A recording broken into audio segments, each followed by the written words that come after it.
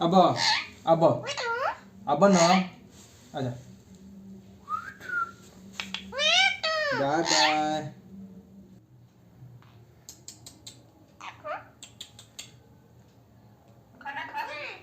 खबी